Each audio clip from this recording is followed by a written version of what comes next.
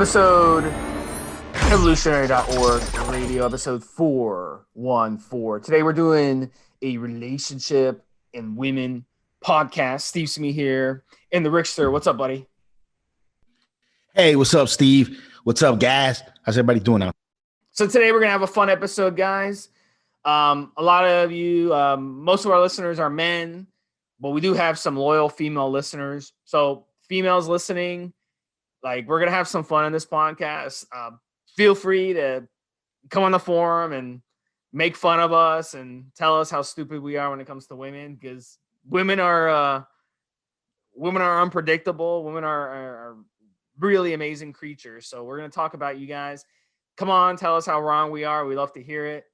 We're going to have some fun on this. So, and we're going to kind of talk about some really interesting topics. So the first one, we're going to talk about what to look for in a woman. So Rick, I'm going to let you take first stab at this one. What are some things that you look for in women? Give us some of the things you like. If you're doing a dating profile, for example, and you put a dating profile, what are things that you're going to put in there? I'm looking for what?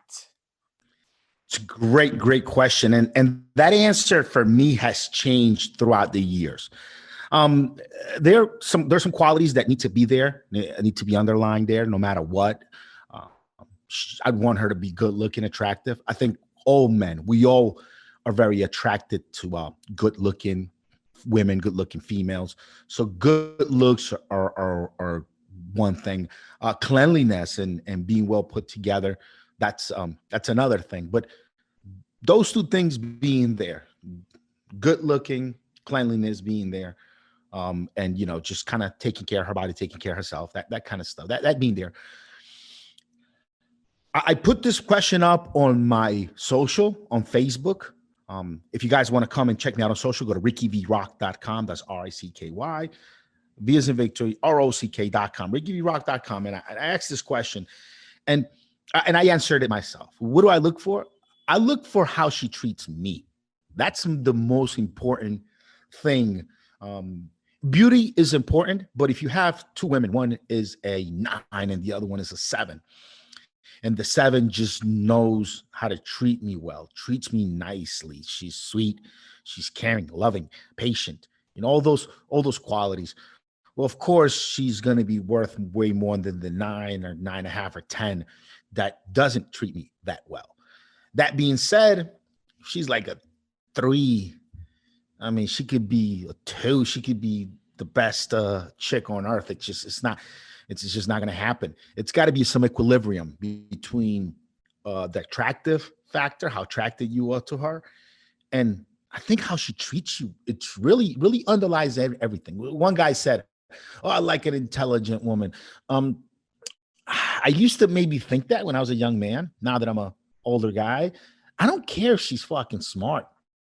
I like her to be maybe a little bit naive and a little bit slow. That's pretty cool. I get enough intellectual stimuli doing this podcast with you, Steve, dealing with my customers, doing customer support, helping people, talking to other business owners, talking to product development folks at the manufacturing plants that I use. I mean, I get plenty of intellectual stimuli. I don't need to come home and be intellectually challenged by my significant other. I can get plenty of that elsewhere.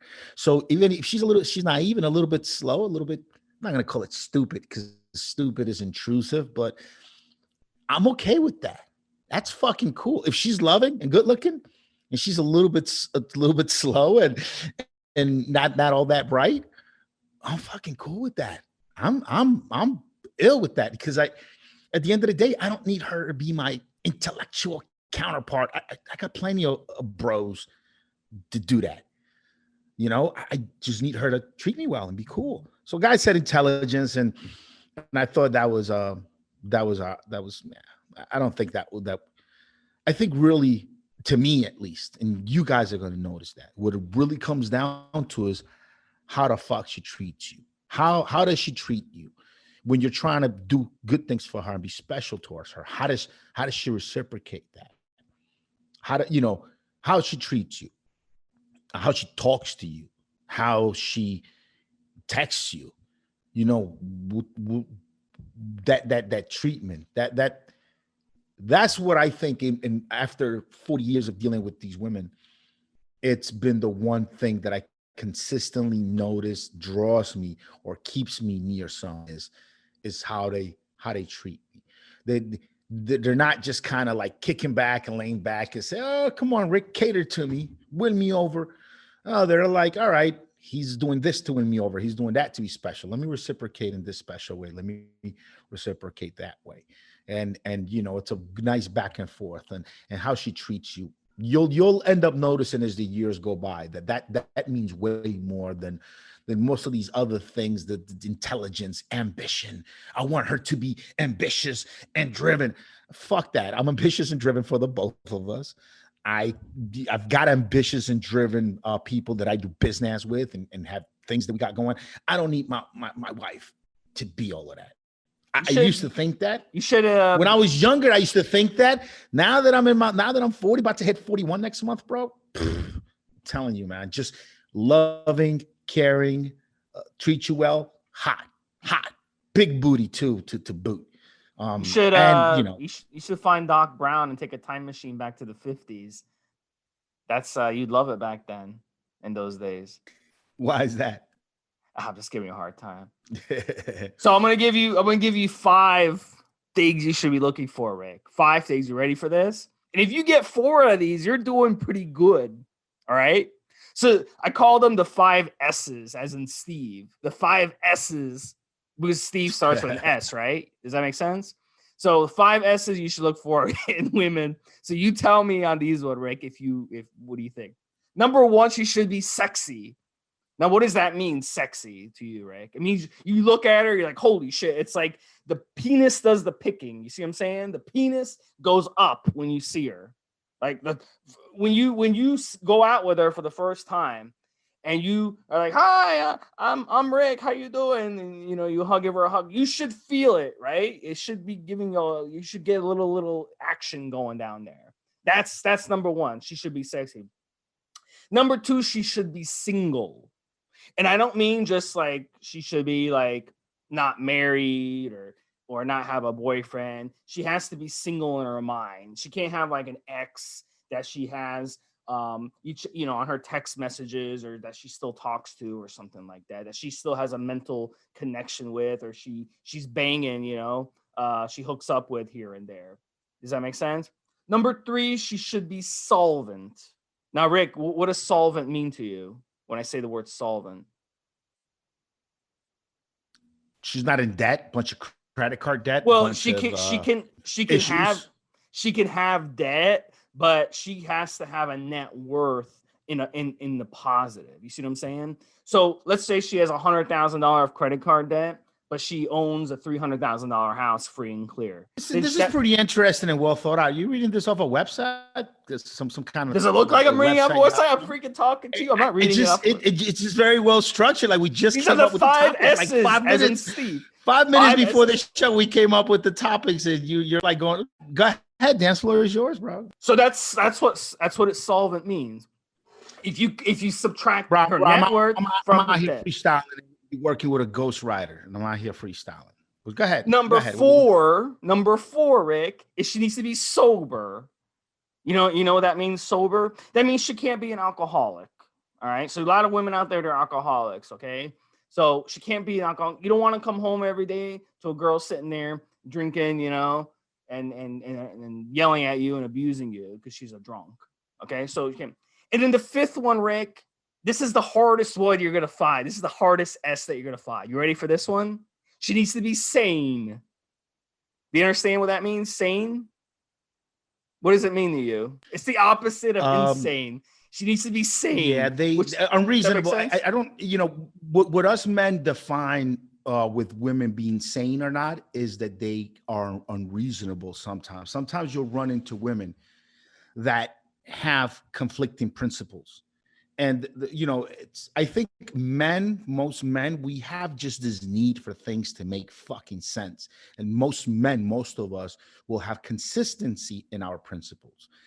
But we'll find that women, don't kind of have all that fucking need for things to kind of make sense. Things can just feel a certain way. And so you'll find women that have conflicting principles, and that's what we call women that are insane, when there's no real consistency to how they operate. So I know what you're talking about. So those are the 5 S's. So out of your ex, out of those 5 X's, your ex-wife, how many of those did she have?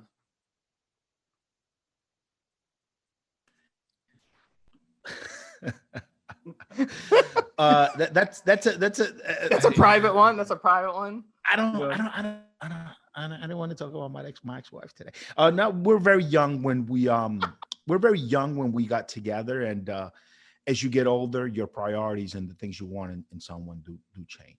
You know what I mean? Conchita's on the line. Let's bring Conchita. When I was in my 20s, I really did want someone like super ambitious that wanted to like kick the ball back and forth with me and do things. Now that I'm in my 40s, I'm like, fuck that. I've got enough ambition for the both of us. As long as she treats me well, she keeps cleanliness around our surroundings, and she treats me well, and she's hot. Then we got something going. I don't need her to be all entrepreneurial and all career oriented. If that comes in the package and she's that's we could ball. But if she's not, it's not like a requisite. It's not like, oh, it's a deal breaker. She's not like super career oriented and super entrepreneurial. Like not a deal breaker at this stage in my life, I think, at least. If I was going to get with someone right now. So the next one we're going to talk about, I'm going to take first stab at this. Should you date another fitness-oriented person? So I've been on both sides of the aisle. There are pros and there are cons. I can tell you, when you're dating someone who's fitness-oriented, be careful what you wish for. I've dated women like this, like Saturday morning, they're like, let's go jogging. Let's go to the gym. Let's take the dogs for a hike. Let's go climb a mountain. Let's go do this. I'm like, geez, I'm like, man, I just fucking worked out like 4 times during the week. I work 45, 50 hours. Man, can I just have a day where I can just chill? So I'm a very A-type personality. I'm very hyper. I'm up early every fucking morning. I don't need stimulants to get hyped up. I got tons of energy, right? But when you're dating someone who's the same as you, it can be a negative. It can wear you out, both mentally and physically. Another thing is like taking a girl with you to the gym, taking your girlfriend to the gym, taking your wife to the gym. You're working out with her. You're going to have to spend a lot of the time racking and unracking weight. She's going to be wanting to work out with you. She's going to slow you down when you work out, and if you are a meathead who's using steroids, she is going to slow you down. A lot of women out there are stronger than guys. So I'm not putting women down at all. A lot of women are more, they have better genetics than guys, out there. And that's okay. But most of us listening to this, we're meatheads. We use steroids, and it's just not gonna work out when a woman's like pushing you at the gym and she wants to work out with you. And then you're like, shit, you work out 40, 45 minutes. You put in a hard weight training session. You got a pump going. You're like, I need to get home. I need to cook dinner. I need to get in my protein. I need to do what I got to do, right? I got to rest. I just want to get home, watch the TV, fucking take a shower and go to bed. And then she's like in the cardio room, still going at it. And she's like, yeah, I got 25 more minutes on the cardio machine.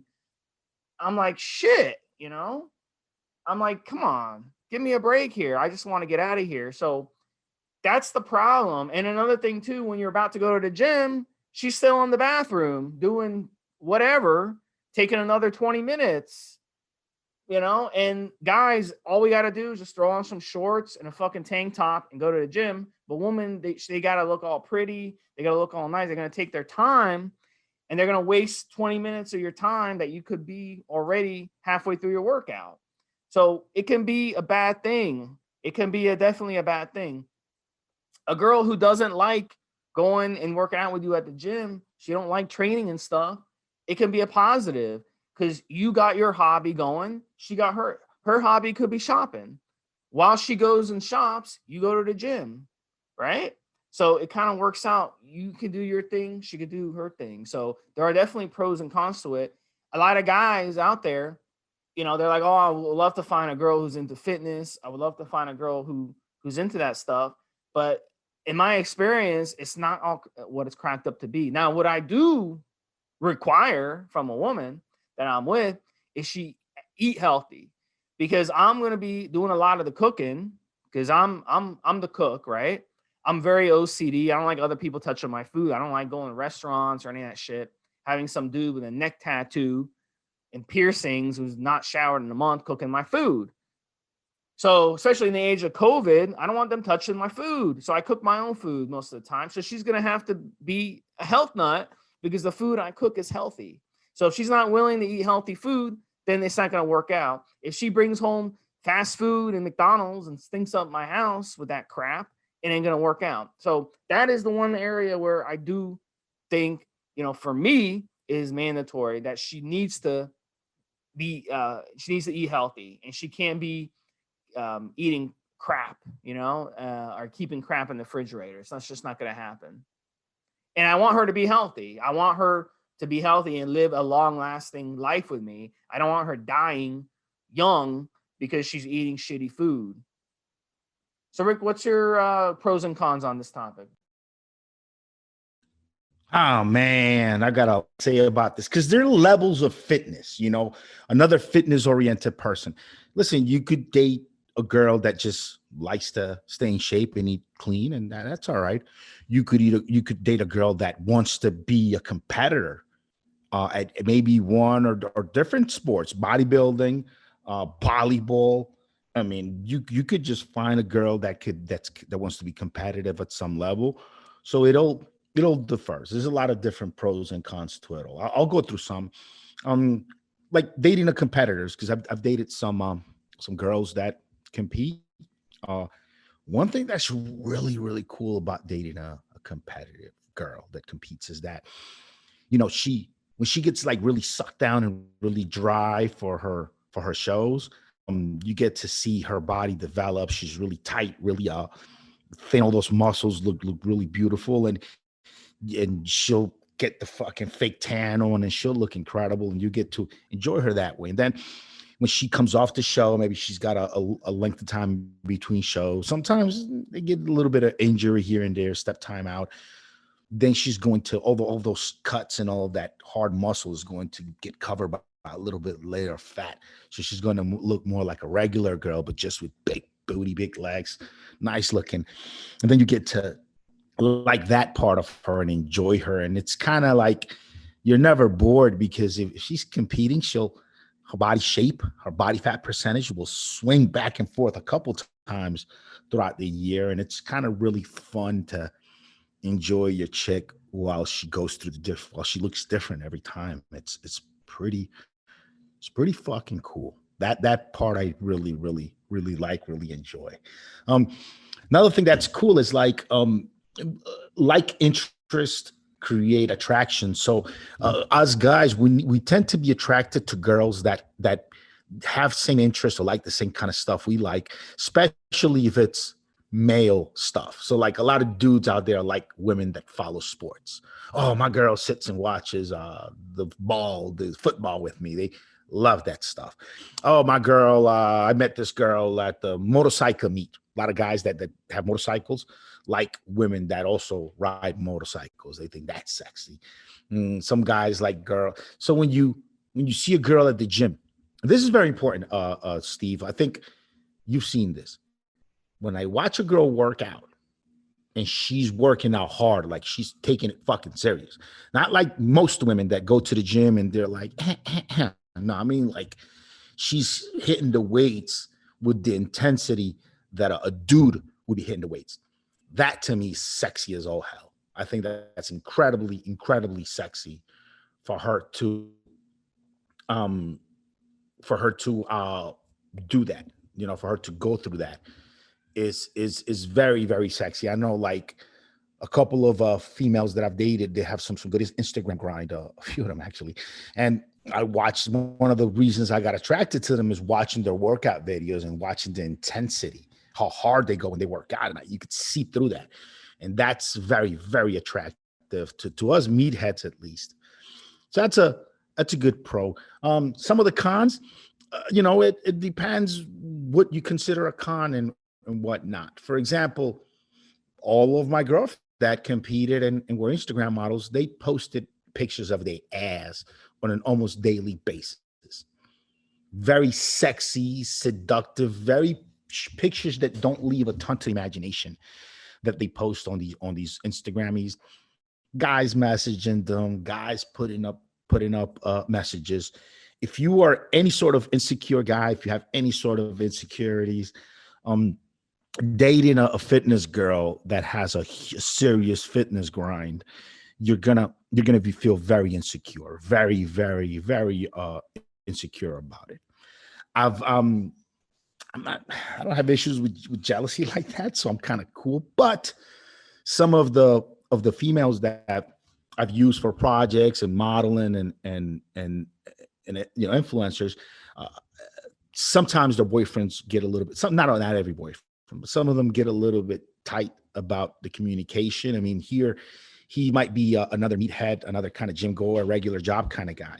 And here you have, Mr. fucking supplement brand owner messaging my girl, telling her that she's a great fit and he likes her body for pictures and he wants pictures this and that way. And he wants the videos done that way. Some guys get jealous, can't handle that. Some guys can't do that. And then in that case, you might want a female that's beautiful, but she's kind of out of the limelight. She's not trying to grow her Instagram followers or any of that stuff. You want to make sure to target for all of that. Because you might, the most gorgeous girl that pays attention to you might be an aspiring fitness model with 50,000 followers already. And those 50,000 followers are going to be writing her, talking on her pictures. She's got to keep them interested in her profile. So she's obviously going to be putting up pictures. And, two ways to go about it. Either you're going to be the guy who gets upset about all of that and gets secure, or you're going to be holding a fucking camera. You're going to be holding a phone, squatting down on all kinds of weird positions to help her create that content, help her filter her pictures and put beautiful pictures of her ass up on profile. That's what I do. One of my hobbies is photography. I use it to take most of the important pictures for my brand's marketing. And I do photo shoots with some of these girls for our products. And, my girlfriends that I've dated that have, heavy Instagram grind and followers, I take pictures of their ass on the beach and we filter them and all that shit and put them up for their profiles. And bunch of hundreds of guys hitting putting comments, and I chuckle. I'm happy that I get to, I see how many guys are desperate and just over a girl that I'm kind of sort of over fucking already. I'm just I'm kind of good on her already. Let's see where this goes. I'm kind of done. And meanwhile, I'm taking pictures of her, putting them up, and guys are like, "Oh, you're so beautiful." See, that's the way I look at it, right? That's kind of my ego boost a little bit, that she's kind of being lusted after by all these dudes, but I'm the one that gets to have her. See, I'm cool like that. But not every dude is like that. Some of you out there, I mean, shit, you get upset if your girl wears a dress that's a little bit too revealing to go out to dinner with you. Some of you guys are like that. I personally don't care. I'm very secure and I can fight. So if it ever comes down to it and someone gets disrespectful, I'll put them back in line. But so that, that's a con. Also, if you're not that serious about your fitness grind and she is way more serious than you are about your fitness grind, that's gonna raise some insecurity. It's gonna raise some issues there. Also, how fitness oriented is she? Are you the kind of guy who's fitness oriented, but you like to have a drink or two here and there? You like to indulge in some marijuana or something here and there.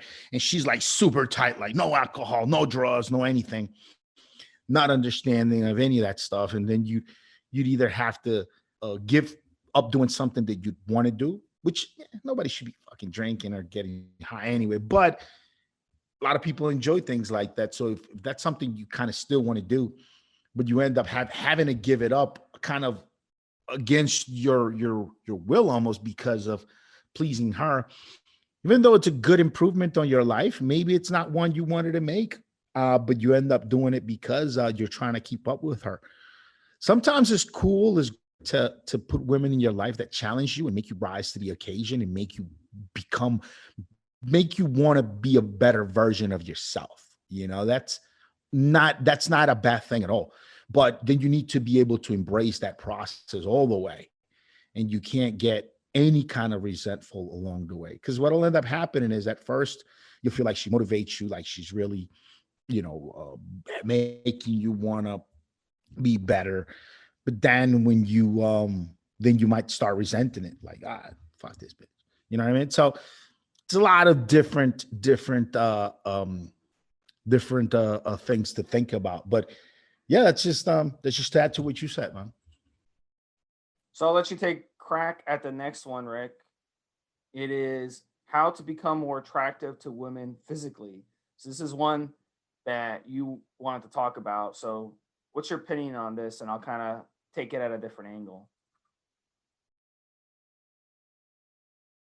I'd like to hear what you have to say about this one, because I have some very, very clear advice. Well, maybe I think we have something different. Yeah, I have something different to say. So I'll throw some in, and you throw two. No, I'll throw my first thought on this. So if you bring up a picture of Big Ramy, who was the most recent Mr. Olympia winner, and you show his picture to 10 women, okay, that whether it be relatives, family, friends, wives, girlfriends, whatever, 10 out of 10 are going to be like, holy shit, I can't even look.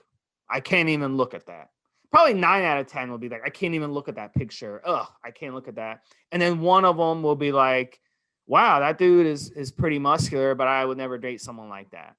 So in my experience, and I've been down that road before, I've actually had girls telling me that, like, you got to work out in moderation. You're working out too much. And I'm like, what? I'm working out too much? Like, yeah, you're too muscular.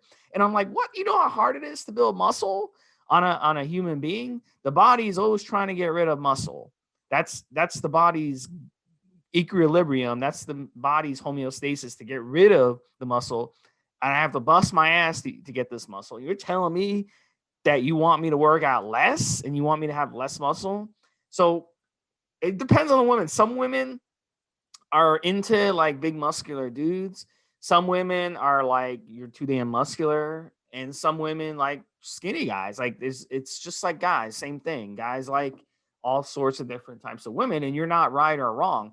But in my experience, having a happy medium of having a nice 4 or 6 pack, okay, that's number one, okay, because you have a nice 4 or 6 pack that looks good, and you don't have like crazy ass veins on your abs where, you look like a fucking, circumcised penis. All right. That's what women are into. But you also should have some muscle, some definition in your arms. They're into like biceps. If a woman can hug you, she can feel those biceps. She feel those triceps on you. So have muscle on your frame, have a 4 or 6 pack. That's what women are into. They're not into guys who are this huge bodybuilders that look like freaking human penises with veins, popping out everywhere and sticking out of their arms like crazy. That's not what women are into. And you gotta have that, and you gotta cover it up with good fitting clothing. Good fitting clothing where you look good. The colors have to look good. You've got to match. You can't be it can't be wrinkly. Like, you got to learn, either take your stuff to a dry cleaner or you got to learn to iron. But like showing up on a date with wrinkly clothes and looking very messy, the woman's not going to be attracted to that. Like, even if you're the perfect guy, if women are just visual in that way, where they can just look at you and tell, my gosh, this guy's a douchebag. He can't even match his clothes. His shoes look like shit. They're going to notice stuff like that. Even your shoes. Have some nice fucking shoes when you go on a date.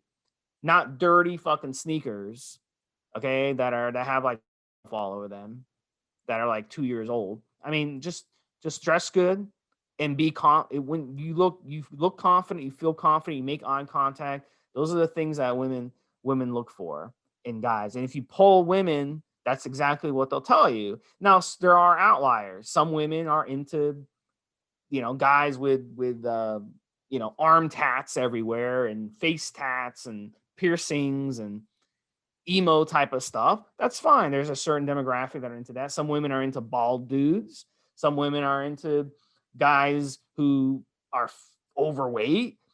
Some women are into huge muscular dudes. We see the one of the guys I just did, Craig Titus, Rick.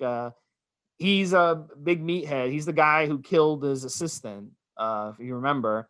And his wife was in on the murder as well, but she was extremely athletic. She was a bodybuilder herself. She was like a gymnast bodybuilder and very muscular. She was all into steroids too. So someone like her is probably into a guy like Craig Titus, who's a big meathead. But for the vast majority of women, you've got to kind of meet somewhere in the middle. There's that 80-90% middle ground, and you have the extreme on one end or the other. I actually have a friend that does not like muscular guys at all. She just likes skinny guys, like skinnier the better. I don't know if she has some type of fetish for it or something. She likes tall, skinny dudes, like bird chests. So I mean, everybody's different, but I think if you just look good, and you have some good quality muscle on your frame, and you have a nice 4 or 6 pack year round, I think that's what women really like physically. Yeah, good stuff, good advice. Cleanliness is number one. Make sure you're nice and clean. To look for just every little thing that you can imagine when you get close to someone. The way you smell is also good. I mean, nothing worse than having maybe on a nice watch or a nice clean shirt, and then you got a little bit of dirt under your fingernails, and you just didn't check that out. You know what I mean? Just little dumb things like that you need to be aware of. If you got hairs sticking out of your nose, a lot of us, once you get over 30, 35, 40, you start to get thick fucking hairs coming out of your nose and ears. Wax that shit. Get rid of it, trim it. All these just tiny little things, man. Even when you shave, when you get a haircut, just make sure you're nice and even, you're nice and clean. If you are a strong smelling guy, some of us that are high protein diets and take androgens, we tend to be liquid chlorophyll. Liquid chlorophyll will change the way your body smells, will give you a much cleaner smell. So cleanliness is number one, and not just on yourself, in your vehicle when you pick them up, in your place, just nice and clean, very fresh, very clean. Cleanliness is always a great way to go. Two, however you style your hair, make sure to go take some pictures in every single angle. A lot of dudes maybe don't really know the best way to style their hair that works for them. Got to figure that out. So all those things are cool. Easy ways to kind of seem more attractive. Believe it or not, leather jackets work quite well. Leather jackets work quite well. Black polo shirts work quite well. I'm talking about dudes that are fit. You have a small waist to large shoulders back ratio. You fit guy. Nice fucking fitted leather jacket that's not too big for you. Nice fitted polo shirt. It's not too big for you. That's another thing. I see some guys posting pictures online, and they're like, little tie and shirt, and they think they look nice, but they're fucking swimming in that shirt. They're swimming in those fucking pants. Those days where you were wearing baggy, loose pants, it was kind of in that shit's back in the 90s, man. Nowadays, you want your pants to be nice and fitted, right up in the crotch, you don't have a bunch of pant like bunching up at your ankle. You go get that stuff hemmed up, you get old. You make sure the clothes fits nicely. Aside from having nice clean clothes, aside from your clothes being ironed, How about the clothes just fitting properly? If you put on a dress shirt and have a bunch of material at your wrist, if you do, then that shirt is not your size. You need to go find the proper size shirt with the proper length arms. If you wear nice pants, with leather shoes, your pants shouldn't bunch up at the ankle. Your pants should be right at the line of the shoes. And when you sit, the pants should reveal more of your ankle. I mean, stuff's got to fit properly on you. And I see that a lot. I see a lot of grown men with social. You see people's pictures. Oh, I'm getting ready for they take pictures with the girl, and the dude's nice looking, clean clothing don't fit right, don't fit well. Pants are too baggy. Shirts, sleeves are too long. The shirt bunches up around the belt line. Just weird, dumb bullshit like that guys tend to do. If you're a fit guy, you want to do something, you're doing something formal, button down, short sleeve shirt. Don't tuck it in out. Make sure you get a shirt that's the right length so that it cuts off right around your belt line and out. Nice dress pants. The fit of your clothing is very important. As important as the clothing being cleaned, ironed, all that good stuff. What else? Just don't fucking talk too much. Ask her a lot of questions. Ask her about herself, and just have a nice, pleasant attitude. Be happy, think happy thoughts, be a happy guy, and that'll show through in your personality, and it'll make you more attractive. All of us men, we've ran into that girl that maybe isn't that all that attractive when you look at her compared to maybe other women, but her personality is fucking incredible, to the point where you begin to perceive her as being more attractive and better looking than she actually is, just because she's such a cool body. So you be that. And I mean, pretty much more attractive is cleanliness. Cleanliness is number one. How you smell, fingernails, ears, dark hairs growing in places they shouldn't grow, like your neck, back of your neck, your ears, just your nose, things like that. All that shit taken care of. And obviously, man, if you wear a nice watch, if you got nice clean clothes on, make sure your fingernails are spotless. Make sure everything. It sounds like it goes without saying, but you'd be surprised how many people actually forget about little things like that. What else? That's about it, man. Listen, leather jackets, guys, well-fitted leather jackets, and not like you're swimming in that fucking thing, but leather jackets. You're not gonna wear like right length, right fit. Leather jackets make you look like a bad motherfucker. That really might work do. That might work in New York, but it's not gonna work in most of the country, bro. It's like 120 degrees right now in most of the country. It depends. It depends. I think you're gonna wear a leather jacket to a date right now. It depends where you live and what time of the year. But for most of the U.S., you'll have a few months out of the year where you have to wear a jacket. You should be wearing a jacket. For most of the country, nice leather jacket. If you're a youthful kind of sporty guy, make sure it's got the little hoodie attached to it. Those jackets are hot shit. And you can't go wrong with polo shirts, guys. You can just not go wrong with polo shirts unless it's got really weird colors to it, unless it doesn't fit properly. It's not a proper fit. You just can't go fucking wrong with just a nice little it's got a collar. It fits.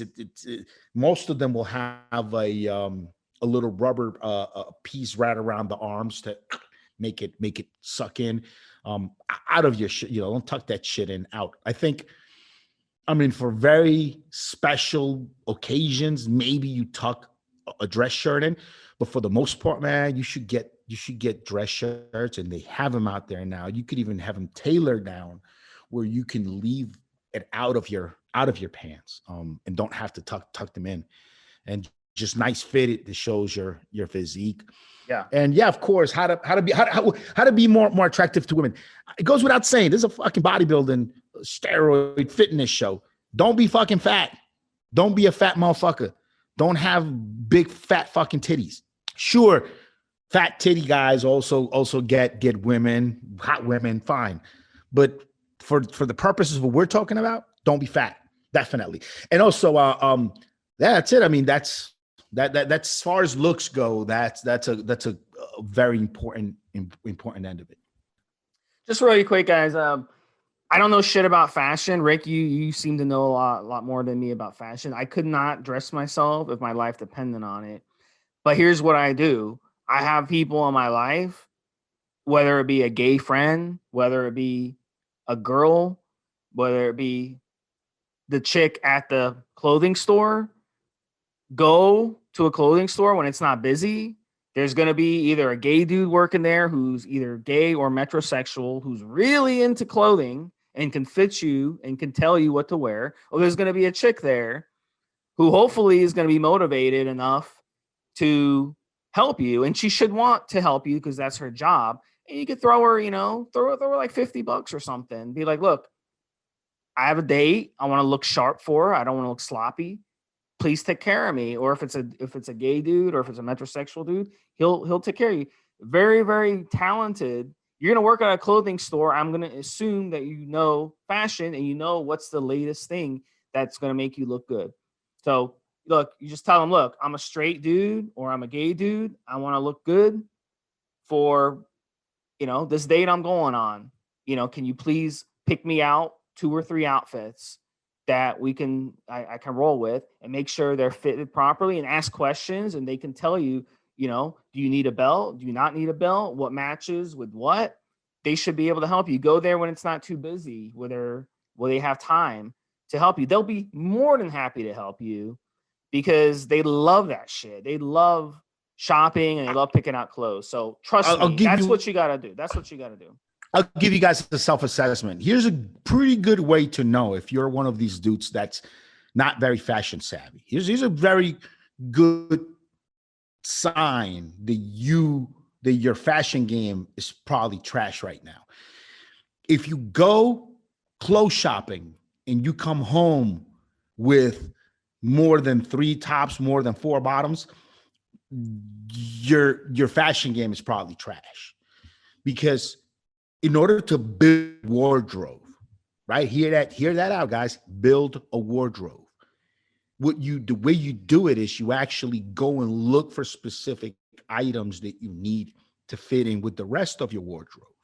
So, for example, you say, hey, you know what? I want to rock some kind of khaki pants. Let's say khaki color pants, and with a polo shirt, right? Let's just say that. I want to add that to my wardrobe. I don't have khaki pants. I've got all colors. You go and you look for those specific pants, and then maybe you're watching a movie or a TV show or a fucking music video because they have professional fashion people there, and then you see somebody who did a good job of combining some khaki pants with a top with a certain kind of top look, and then you're going to look for that here and there. You know what I'm saying? You look online, whatever, but you build your wardrobe piece by piece. Like when I said, hey, leather jacket, I'm missing my leather jacket right now. The old one that I've always had, it wasn't real leather. It was like synthetic. I like synthetic leathers. It got a little bit old, so I peel a little bit. So that is going to it's not going to be utilized anymore. So I know that I'm on the lookout for a good leather jacket with a hoodie. And I don't know if this time but I know I'm on the lookout for that. I know I'm on the lookout for I want another light gray set, a pair of jeans, because the other set that I had, something happened in the wash and some accidentally Clorox fell on one of the pant legs, so I'm not using that anymore. But I have a certain items that fit in well with gray jeans, light gray jeans, and so I know I'm on the lookout for that for my wardrobe, and that'll eventually come around. And that's how you know if your wardrobe game is right. If you're one of these guys, oh, you're gonna go clothes shopping, and then you go and you pick up in an afternoon, you pick up a bunch of items, there's a very good chance that your wardrobe game is trash. Here's another way to know if your wardrobe game is trash. When was the last time you took any items to the tailor to snip or cut it here or there?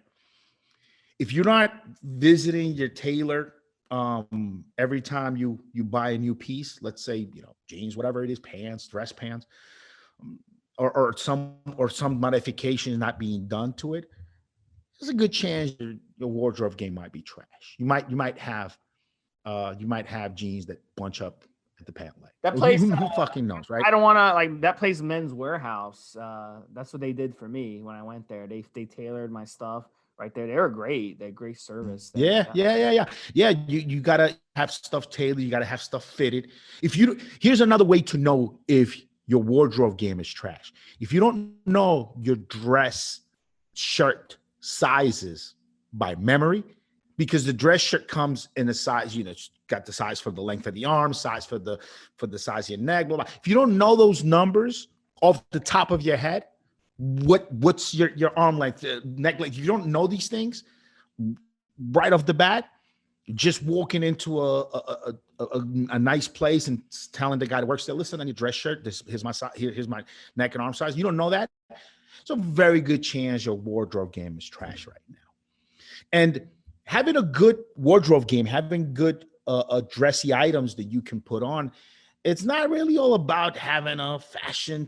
Dude, you watch television, right? You watch shows, you watch movies. There's people that get paid very good money to dress these people. Just check out how people are combining shit. You could just do it on the low while you're watching a movie. I mean, it's very simple to see what's up.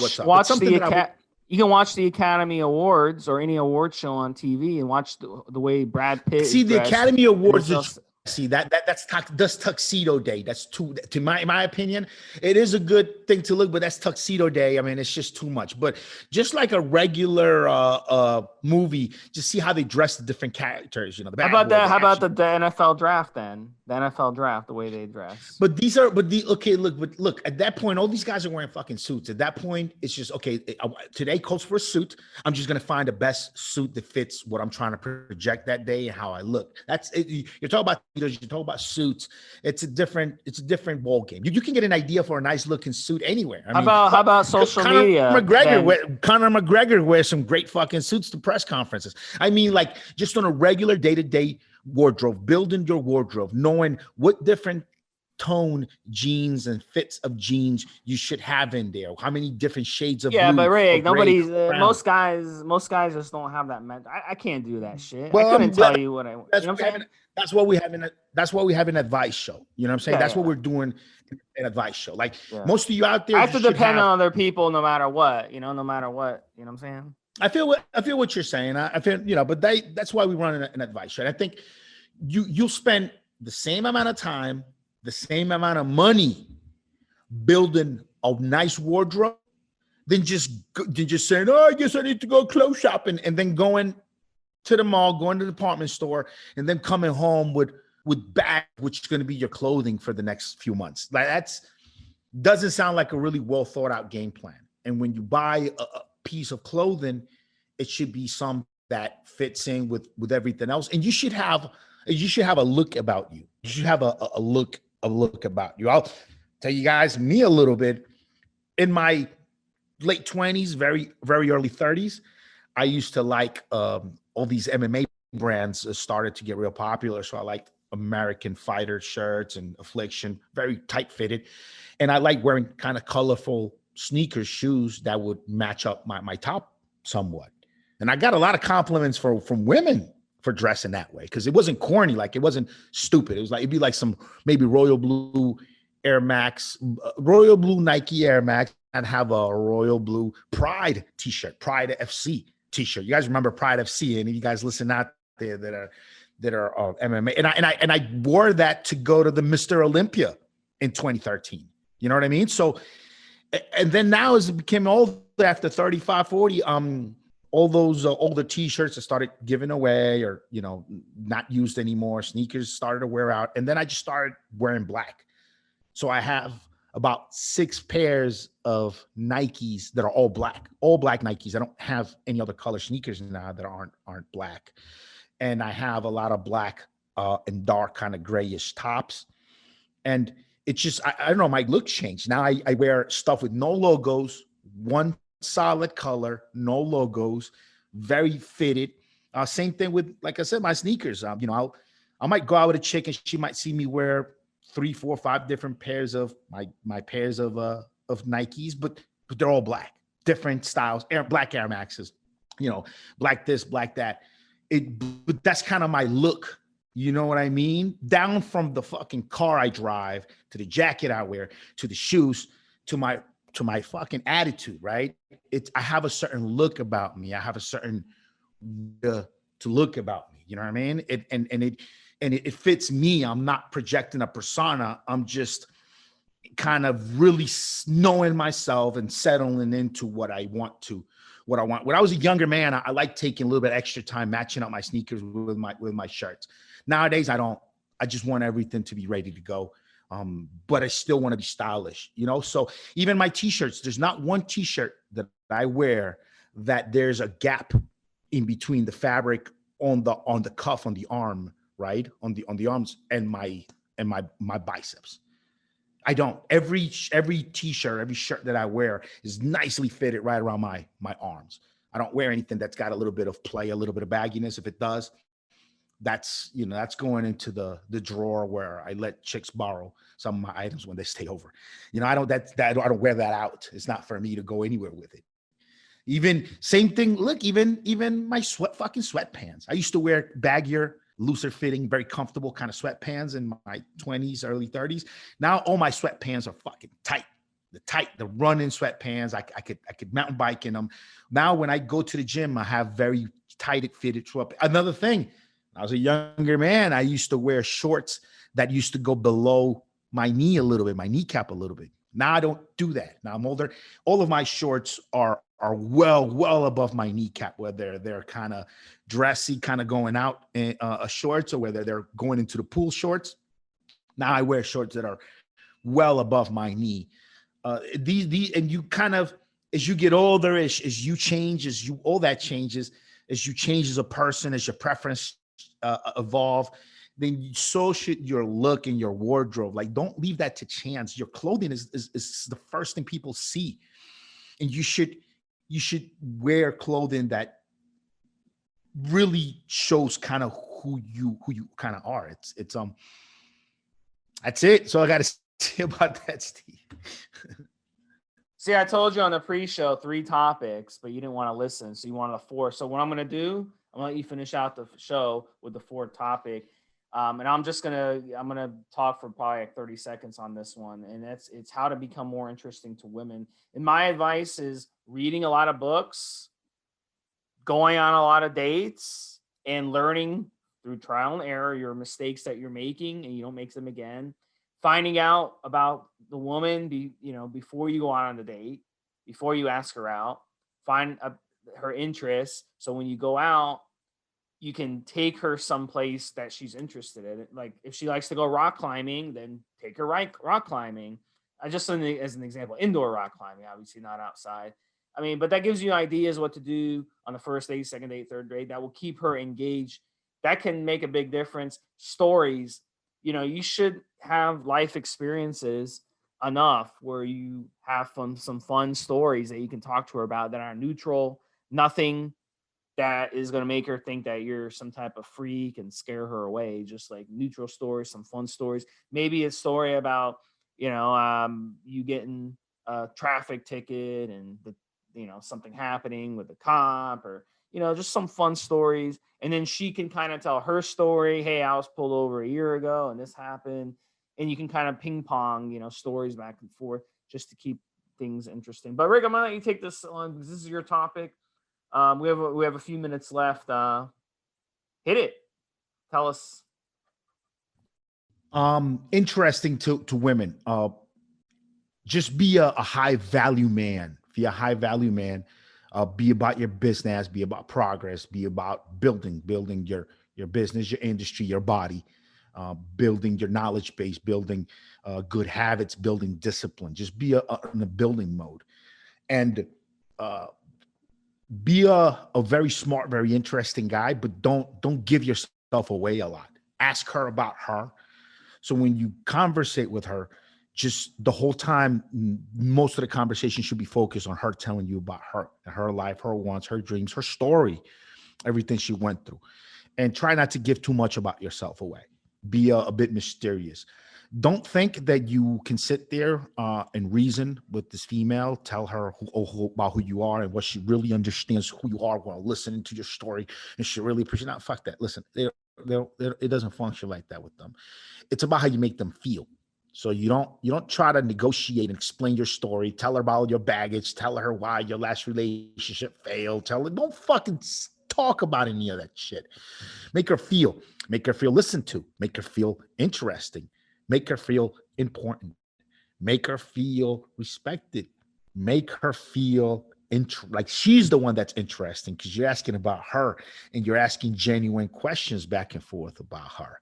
And when she tries to ask you, you wave that shit off and then turn it right back around on her. And then when you drop her off at home, she's going to be thinking, oh, wow, this guy's amazing. We spoke the whole night. He's so great. He's so funny. He's so interesting. I can't believe he's so awesome. And I don't really know much about him anyway. I need to go out with him some more to find out some more about him, because women love that mystery. They love that interest. Also, don't give away your intentions and your feelings too fast. You know, if you think she's the one and she's marriage material, don't tell her that right off the bat. And don't think that you need to reassure her that everything is all good and that that's you being a man applying what you would need yourself and saying that she needs the same. Women say they need that, but they fucking don't. Women are more attracted to you when they don't know your fullest intentions or not. Then they're trying to win you over. Women are more attracted to you. They think you're still kind of sort of there making a decision about them, even if you've got a fucking relationship you've been in for 2 years, but they still feel like you're still kind of like, without you feeding into the securities verbally, but you just showing that you're more busy and that you can become more busy and interested about other things, and that you leave things unsaid, and that you don't sit there and try to explain to her that you are definitely interested. It's for real, girl. And this is real. Don't worry. I'm not letting you down. Fuck all of that. Let her worry a little bit. Let her feel like she's got to work for you to continue to stay interested. And don't just make it like you're just giving it away. Remember this, guys, right? Only women, babies, and pets get unconditional love. Men are only loved on the condition that you provide something. So you have to be a high value man. You have to be achieving things. You have to be getting places in life. And then you can add something into that female's life. And that's the way to become interesting, man. It's like you can't fake the funk. Like you either are going to be a guy, an interesting guy that's making progress in life and moving ahead, or you're fucking not. You can't, it'd be hard to fake it. And also, you might be a guy who's like, hey, listen, I'm all about work, my career. This girl is perfect. This is all I need. I can just be with her forever. Let's make this work. Don't fucking go and tell her that. Don't reassure her that things are going to be great forever. Don't fucking do any of that. Stay consistent. Make her wonder about you a little bit. Make her feel like she's winning you over a little bit. And then you can have her and be with her forever if you want, but keep her on her toes a little bit. You know, once she knows the ending of the story in that book, she doesn't need to read it.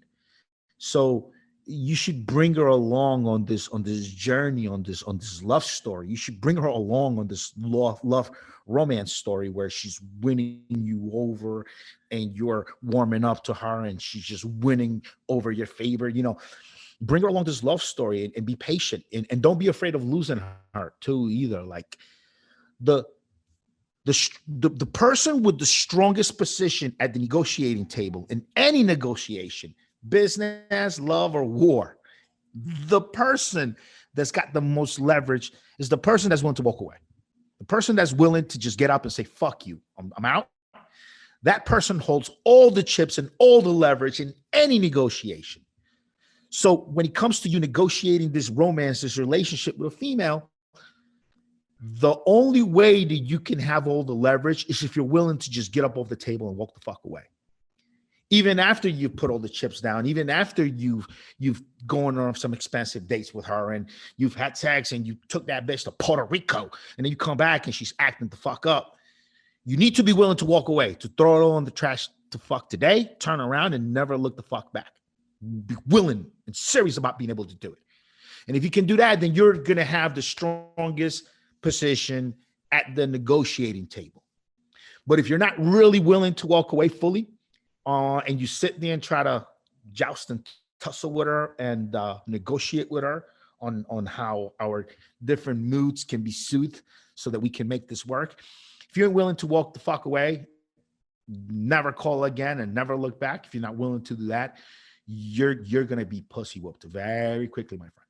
So those are like, so I guess the core of the question, how to become more interesting to women, how to become more interesting to women, be a high value man that is focused on progress and on himself and on focusing on himself. And that already makes you an interesting guy. That's already going to make you a leader among your male peers. That's already going to just put you ahead, but you can't fake that shit.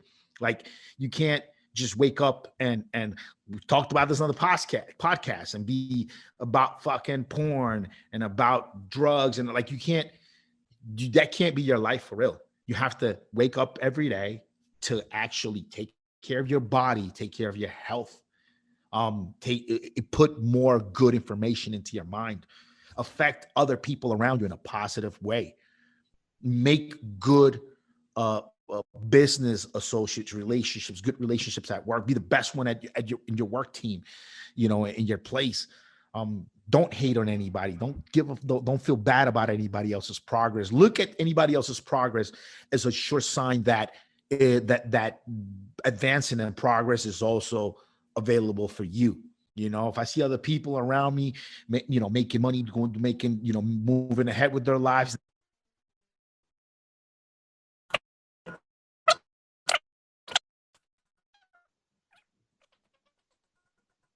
I think I lost you, Rick.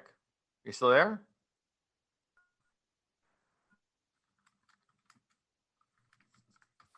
You hear me now? Yeah, a little bit. Yep. Okay. There you go. Yep. What was I going for too long or what? Or do you hear all that? Yeah, I heard it. I told that, but that was good. That was good advice. I think we can finish it up. Yeah, I like that. I like the negotiating. The problem is, the problem is sometimes, it's hard to walk away, So you just have to. It's hard to walk away. It's hard. Yeah, I'm gonna cut you off because I already know what. Listen, a lot of men get one-itis. One-itis. She's the one. One-itis. I saw this on social the other day. One-itis. She's the one. She's so special. She's so different. No, she's fucking not, bro.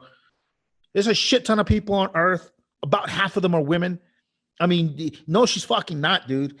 There's another one just like her in your neighborhood, down the block. Okay, love and idolizing this female, it's all built on the wrongful assumption that she's different than the rest. No, she's fucking not. As you get older, more and more single women will overtake men. Due to the ratios. I mean, that's just the fact. So there's always going to be someone better, a female. The females are the ones who are losing the leverage as we age. Once you get in your 30s and then 40s and then 50s, it's the ratio gets skewed. So there's so many more single females. I think there's in New York, there's 270,000 more single females than single males.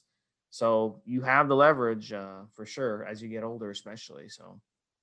I was having a conversation last night with a female that's known me for many years. We've frequented each other for many years, and she's known about some of my flings and some of the other females I've gone out with, and she remarked to me how all of the girls that I go out with and I have romance with are very, very good looking women. And as we're talking about it, I said, you know why? Because I'm just never afraid of being alone, and I never just settle for someone. So if there's a chick that she's not all that great looking, but she's really after me, paying attention, talking to me, social, hitting just fucking with me. If I'm not interested, if I'm not all that into her, even though I know I could get it quickly, I just don't. I don't bother. I just wait. I wait for, and then when a chick that's really good looking, really hot, looks my way, gives me a fucking chance, we start chatting, and she starts to fucks with me, then I go all in.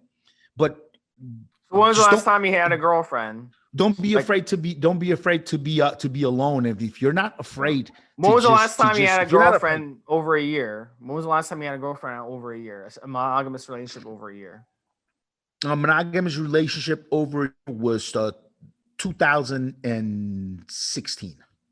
About 5 years ago, that we were actually committed all together for a year. Since then, I think the second longest one has been about 6-7 months that we were. So it's not. So I mean, there's certain things though about that strategy that's working a little too extreme. Like where it's I'm good. You know what I'm saying? I'm good with. I'm a serial monogamist. I'm good with just having a girlfriend that I enjoy for 3-4. Like I might be 2-3 weeks deep in this, and I know I'm not. We're never fucking gonna marry her, and we're not gonna make a life together. But for the next few months, I've got this work project. I got these things going on. I'm gonna be busy with. She's a good person to be in my life. We hang out. I'm not gonna sit there and go, oh, in 3 weeks I found this fatal flaw that I know we can never really make a life together because of this one fucking thing that I realized that she'll never change, right? No, I'm like, all right, fuck it. So I already know, well, less stress on me. So whatever happens, if she fucking wants to leave, before I'm ready for her to leave, if she wants to cheat, whatever, I'm all good because she ain't the one. But she's the one right now. She's the right now girl. We can chill. We can hang out. Let's see how long it goes. I enjoy her. We have a fun time. Love having sex with her. It's all good. So that's the way I approach it, man. I don't. And a couple of times I've met her and I'm thinking, oh fuck, she might be the one. I might be able to marry this one. It's all good. And then something happens, and maybe she wasn't into it all the way, and she fucking left. All right, realized like, hey, something happened. It's not happening. So sometimes you don't look, if you're all set on getting married and that's what you're looking for right away, that's fine. So then don't waste time with her if she's not marriage material. But if you're just waiting for the person that you're going to be with for the rest of your life to kind of manifest one day, you could be fine going out with the right now girl for now, as long as you're having a good time and you're enjoying each other. You don't have to take it all that serious, So it depends what you have to know yourself, and it depends what point in your life you're at. One thing that a lot of men do that's kind of fucked up, is stupid, and I've helped a lot of guys like this is, guys will be like players, and they'll get a lot of good quality women, young good quality women, when they're in their 20s, that want to make a life with them, but the dude's got too many options. He's too hot shit. He's not ready. And then when the dude gets to his 30s, mid 30s, early 30s, he's like, all right, it's time to settle down. Because, being single, there's a lot of bullshit that goes with being single. So you get tired of the bullshit. You get tired of dealing with flaky ass women and meeting new fucking women. You do burn out on that shit after a while. Most guys do. So what happens, you burn out on being a single guy and going out with different women, meeting different women. They're always going to flake out on dates at the last minute. All this shit always happens. It's just part of dealing with women. They'll ghost you for no reason. All this shit just happens. So guys get tired of it after being players for their whole lives. And then the next thought they bump into, the next chick they bump into, even if she's not all that great, even if she's nowhere near as good of a catch as the last 3 women that wanted to love you that you left behind, you're going to go and you're going to idolize this bitch and put her on a pedestal. Not because she's all of that. It's because you're ready, because you're tired of being single, of being alone for many nights, and you want to have someone to cuddle up to next every day, and so then you're gonna idolize and put on a pedestal and think she's the one, the next one that crosses by, even if she's not all of that. A lot of men make that mistake. I was just talking to a buddy of mine, and he's a business owner, owns a construction company, started it when maybe he was younger. He used to make all kinds of money, dated very hot women. And now he's older. He's tired of the bullshit, and he thinks he found the one, and he's like suffering over her, and look, man, and she's a Olive Garden waitress with 2 baby daddies. 2 kids and 2 baby daddies, right? And this dude's and his sweetheart, like college sweetheart, was like, this girl's that's not a doctor. Like he had all these chances with just high quality women, but he wasn't ready. So he threw all that shit in the trash. And now he's tired of the bullshit. He's tired of being alone. He's tired of the uncertainty that guys feel when they're single. And he bumped into the one, and he's gonna idolize her and put her on a pedestal, and she's got to be the one. And it took us a couple of sessions for me to make him realize that's his fucking problem. And now he's like, okay, I'm ready to have a wife. I'm ready to settle the fuck down. Okay, now I'm gonna take my time and not rush this fucking thing, because it's a real decision that's gonna last a long time. So let me not rush it. Now, once you decide that you maybe do want to get married and have a wife and a family in the house, that's the time to be the most patient you can be. You know what I mean? And that's it. And always look, and you could keep it real simple the way Steve does. Just don't have children with them. And as long as you're not on the plan of having children, you can enjoy someone's company for many years, and then things don't work out, bounce the fuck out, and you don't have something linking. Just get a cat. You don't have something linking you up for life. So, the age range of the guys that listen to the show and it's so broad. I mean, we've got really young dudes in their early 20s listening, and we have guys in their 50s on testosterone replacement therapy. So some guy's been married for 30 years and he's fine with his old lady. He's probably no value to any of this, but on their first divorce, guys, just thinking about settling down with someone, this is pretty golden advice that'll make everyone ask themselves the right questions when it comes to dealing with a female, which is it's always. My character's been divorced 4 times and has 7 children by 3 different women. Your character? Yeah, the Stevesmi character on the show has divorce for it. All right, guys, come on the forum, guys, and tell us your opinions on all this stuff. So yeah, man. So that's the way. That's the way. But come on the forum, guys, and give us your opinions on all the stuff we're talking about. Females listening to this and probably laughing your asses off, come on the forums and tell us why we're wrong. Give us some tips. Give us some of your own tips, right? About the stuff we talked about. And we'll have more podcasts like this, guys. Really fun. Don't take it too serious. Some of the stuff we say, don't get offended by some of the stuff we say. And we appreciate you guys listening. I love you guys. And we will talk to you guys next week. Check out the show notes if you want to get a hold of us as well. Take care, guys. Have a good one, Steve. Have a good one, guys.